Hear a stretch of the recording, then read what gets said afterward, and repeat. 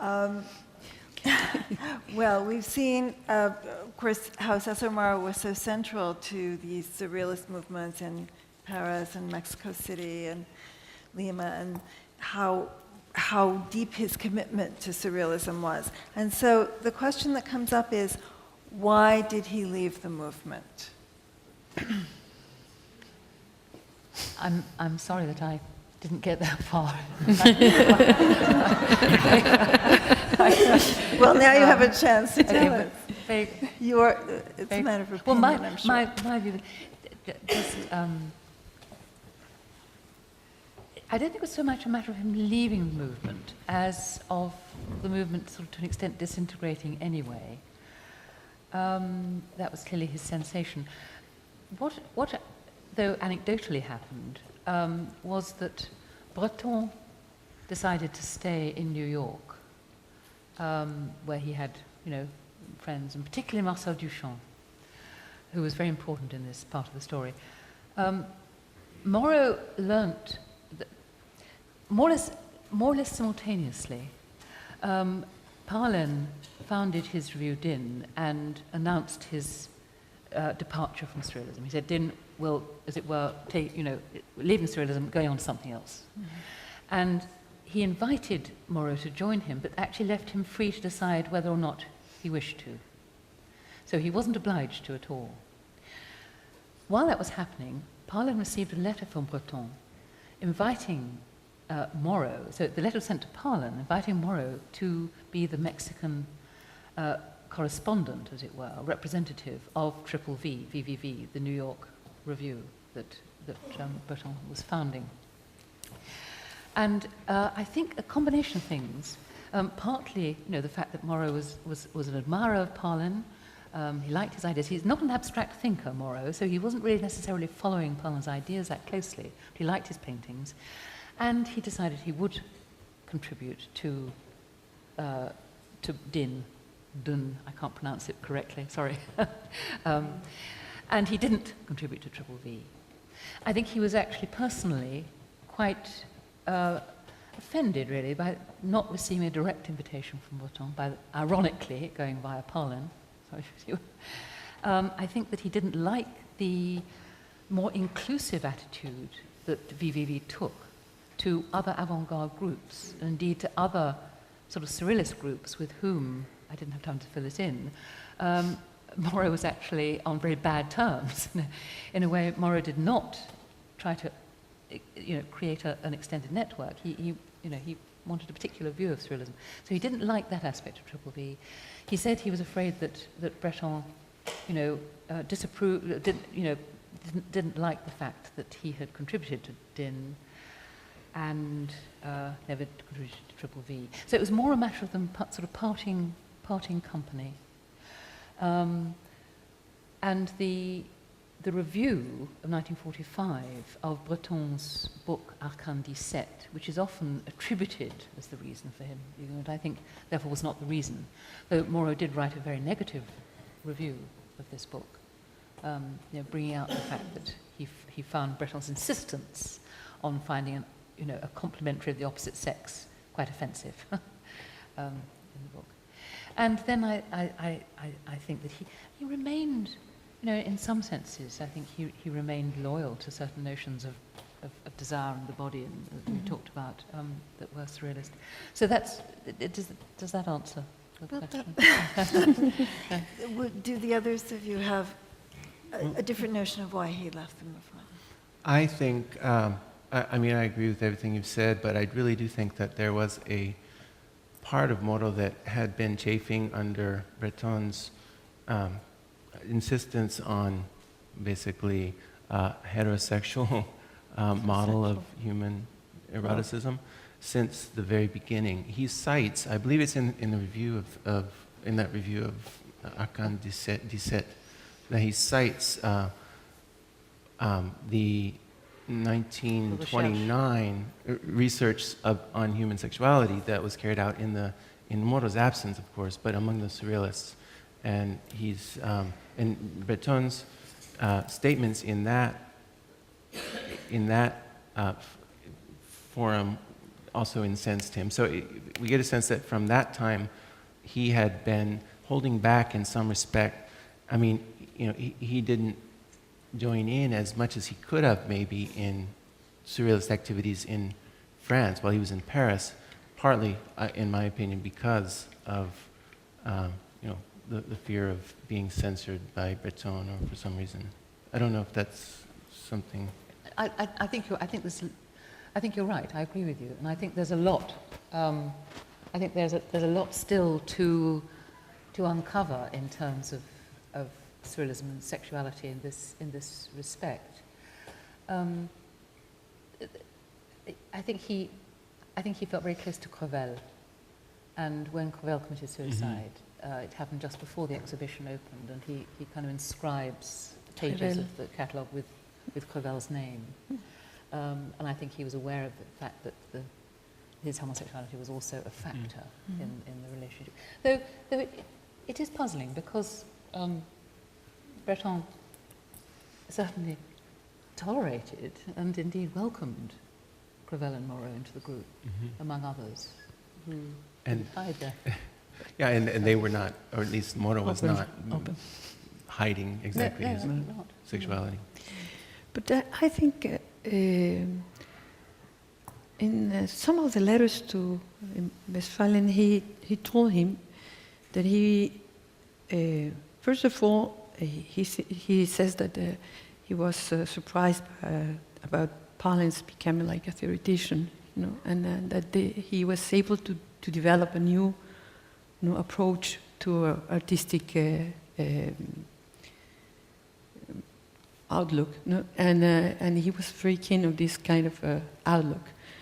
The other thing he commented was in relation to this other factor. I think it was not only that he was not invited, but the fact that he felt that Breton sometimes he had a sort of an intellectual kind of profile that should be, the profile of an intellectual, and he felt that, for instance, the approach of Breton to certain artists, and I think he mentioned Rivera, and he said he felt that Rivera wasn't real, authentic, like intellectual, not the kind of the production of work, not the quality of his work, but the same thing that you comment in relation to the exhibition, and he felt that there was not that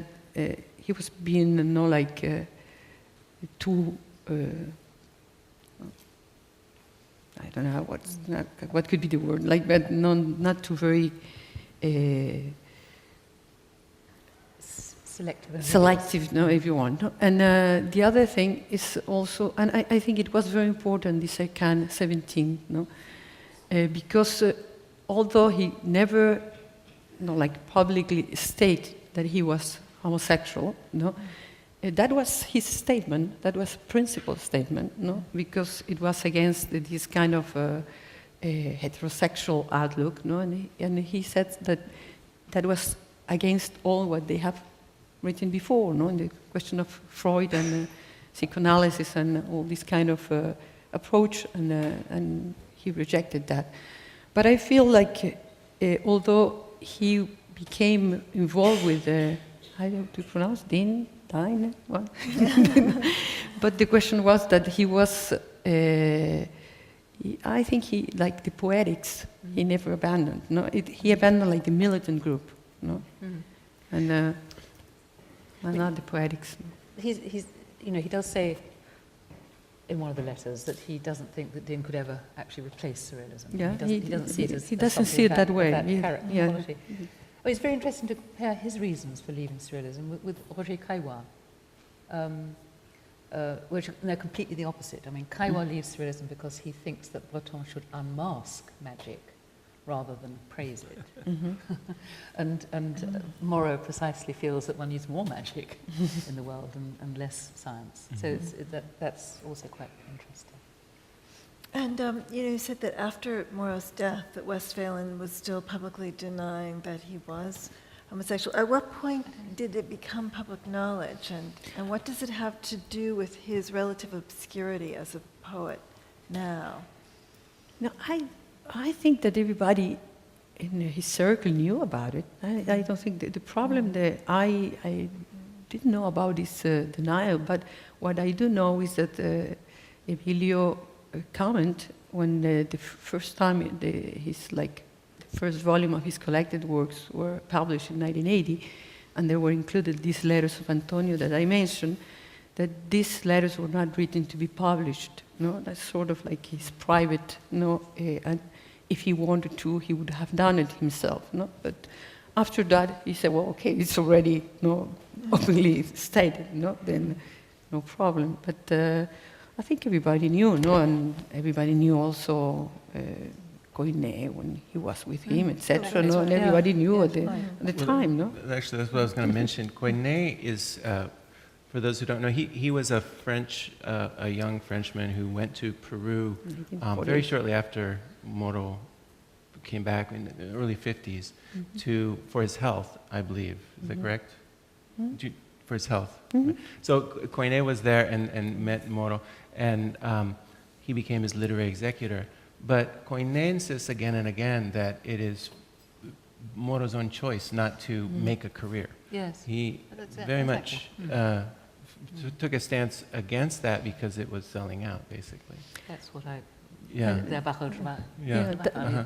That's the question in relation to this very marginal attitude that he always took. No? The question of marginal with relation to the canon, marginal to the intellectual milieu, marginal to his own language, marginal sexually, but this was a very important standpoint for him.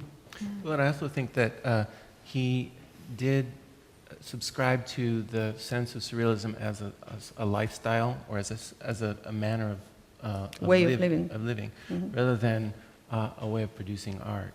And I think that in that sense, his life is his art in a way. That's why I put up that photograph of him in the sand, in a sense. It's a sort of performance. Yes, sort of performance, yes. Well, maybe we should take questions from the audience at this point. Let's see.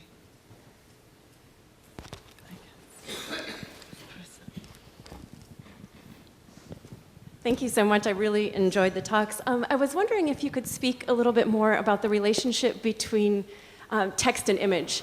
I was particularly struck while listening to these between the connection between this poem, Pierre Mer, and the image used on the front of the brochure. And the more I'm reading through the poem and listening, it seems to me there's just an incredible connection here between this kind of stone Aztec sculpture, and that's juxtaposed in the very surrealist manner with the classicizing stone sculpture.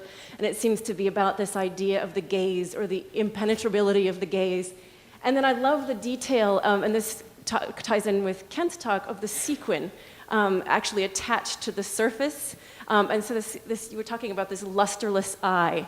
But then he puts this sequin on the surface that kind of replaces the idea of the luster. So it seems to me that he's using parallel techniques in poetry and collage. And I'd like to hear a little bit more about that. Well, one comment I could make is that the subtitle to that collage is The Art of Reading the Future, and that is also the title of a poem by César Moro. So that it might connect more to that poem than to Mother Stone, but that's an interesting observation about the eye. Anyway, do those. Okay. Just one qualification that it's actually not sequin, but it's a kind of sandpaper surface that is collaged onto the eye itself. Oh, the eye itself. Okay. The actual eye itself. I'm looking at it in the archives. But it's actually. ¿Quieres contestar? ¿Vas a contestar?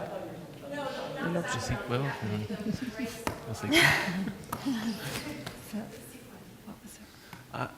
I can answer just briefly. I think that, the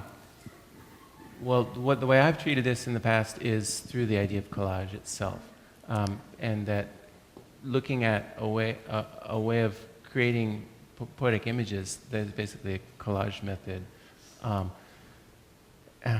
you know, in the absence, as I said at the beginning of my talk, in the absence of the collage itself, which entails actual cutting.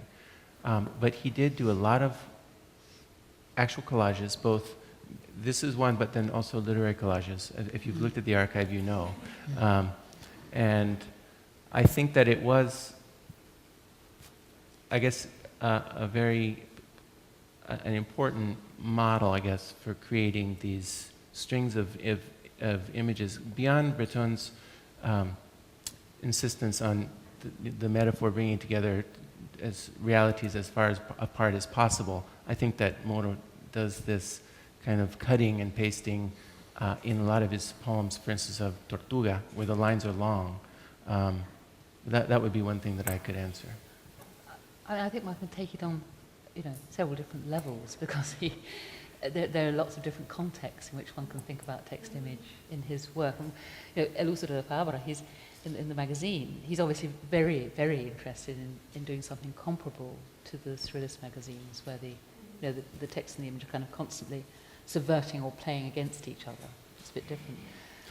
And then there's that manuscript with drawings and poems, and I think it's automatism there that he's looking at, as it were, verbally and visually. And then, of course, as you say, with the paste up, some of the literary collages, and sometimes there's an image stuck in as well. I mean, they're tremendously interesting. I'm going to say something. I don't think they push that practice beyond what others have done with it in that particular case. I think there is also two elements. The question of the connection of these stones. In one of his poems, he talks about the language of stones, which is precisely like, what is the language of stones? I mean, the language of stone, that's before Spanish, before, I mean, the monuments themselves, And also here, for instance, in the one you saw, there's this kind of humor that, Daniel was talking about in relation to this own historical roots and the contrast with all these kind of classical images. And I think that's what his attitude. For instance, he writes in French. Why? It's not only because he was marginal, it was also a political statement. It was against Hispanic colonialism, and sort of the Hispanics prevailing in this kind of oligarchic sector, like the intellectuals. The quotation you made about this Miro Quesada, that was the one who wrote this text about the sodomizing piano, that was very fertile, and he did write very bitterly against them. Then this language of stone as against the other kind of language, and the humor in relation to the other. I think we have another question here. Hello. Yes. My question comes from my ignorance about his poetry. For the first time that I have contact.